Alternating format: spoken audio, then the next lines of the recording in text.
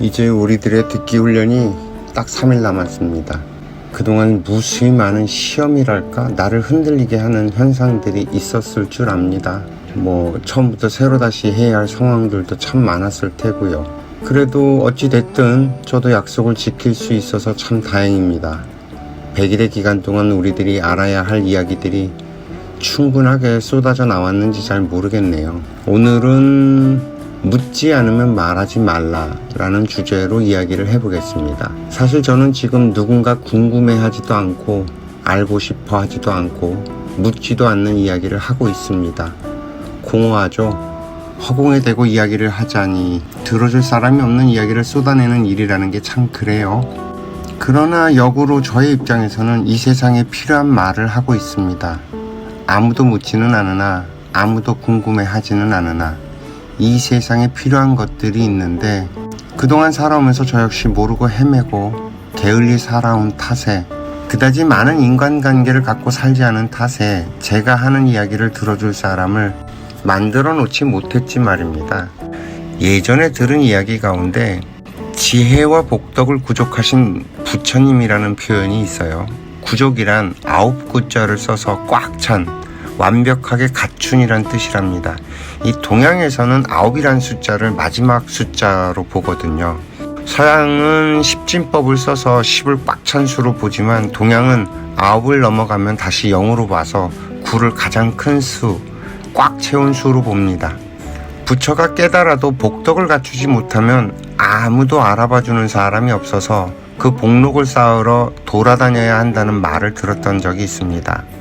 또 반대로 복을 짓는 일만 하는 사람더러 이제 그만 복 짓고 공부해야죠 하는 이야기를 들은 적도 있고요.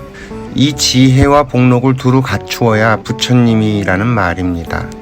저 역시 아는 건 많아졌는데 제가 이 아는 것들을 필요로 하는 사람이 없어서 입을 다물고 그동안 살아왔는데 이래서는 안 되겠다 싶어서 인터넷에 올리기 시작을 한 것입니다. 필요로 하는 누군가가 가져다 쓰지 않을까 싶어서요. 각설하고요. 왜 묻지 않으면 말을 하지 말라고 할까요? 이 이야기는 이야기를 하는 사람도 준비가 되고 갖추어져야 하지만 듣는 사람 역시 들을 준비가 되어야 한다는 것을 말합니다.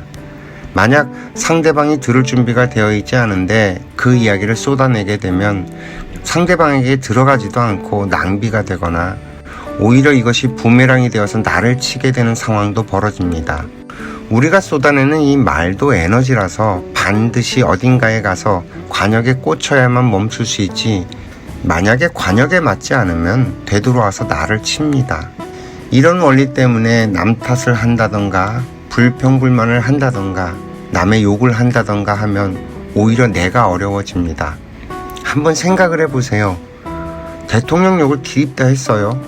근데 대통령은 그 상황이 꼼짝없이 그 일을 할 수밖에 없고 그 사람으로서는 그게 최선이었다면 그 욕을 한 그 말들이 어찌 되겠어요. 이 자연에서는 야야 그건 아니지 하면서 도로 그 말이 나에게로 돌아옵니다. 물론 나는 그런 원리도 모르고 쏟아냈지만 돌아온 그 말의 에너지가 나를 두들겨 패고요. 처음에는 이 파장이 그냥 그래요. 견딜만 하죠. 그래서 그 정도로는 끄떡없어서 내가 두들겨 맞는지도 몰라요. 그런데 매일 욕을 쏟아냈는데 그 욕이 관역에 꽂히지 않고 돌아와서 나를 때리고 있다고 한번 생각을 해보세요. 어떤 현상이 벌어질지. 옛날에 그 수맥 이야기가 한참 유행한 적이 있었죠. 진동자로 수맥을 찾고 동으로 수맥을 차단한다고 난리 피우고 했었던 적이 있었습니다. 이 수맥이 왜 안 좋으냐면요. 수맥이 지나가는 자리에는 파동이 있는데 그 파동이 계속해서 나를 두들기고 때리면 내 몸이 견뎌내질 못하는 겁니다. 그래서 수맥이 몸에 안 좋다고 했던 것인데 이 말의 에너지도 똑같은 원리로 작동을 하고 있습니다. 내가 뱉은 말이 관역에 가서 꽂히지 않으면 나에게 돌아와서 나를 두들긴다는 것이죠. 그래서 오히려 욕을 먹은 사람보다 욕을 한 사람들이 사는 게 더 안 좋아지고 어려움을 겪게 되고 아파지고 하는 것입니다. 이것과 마찬가지 원리로 내가 말을 했는데 상대방이 그 말을 안 받아들이면 그 말이 돌아와서 나를 어렵게 합니다. 상대방에게 말을 했는데 그 상대방은 그 말을 받아들일 수 없으면 어찌 되겠어요.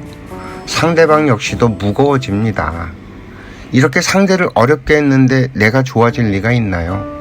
이처럼 우리들이 주고받는 말 속에 자연히 운행되는 법칙이 있어요. 그래서 함부로 말을 하거나 말을 막 쏟아내거나 하는 일이 좋지 못한 결과물들을 만듭니다.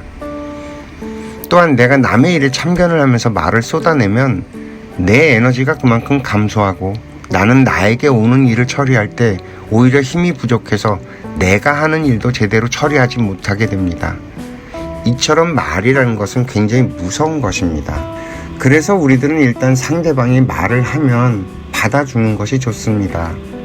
상대방이 일단 마음을 내서 하는 말이니 받아두면 상대방도 부메랑처럼 되받으면서 생기는 충격이 없어서 좋고요.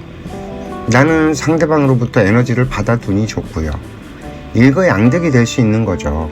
대신 우리들은 이런 원리가 있다는 것을 알았으니 이제 앞으로 남의 일에 참견하지 않고 개쩍게 욕하거나 남 탓하거나 불평불만을 하는 말을 삼가할 것이며 상대방이 물어오지 않으면 말하지 않는 습관을 만들어가는 것입니다.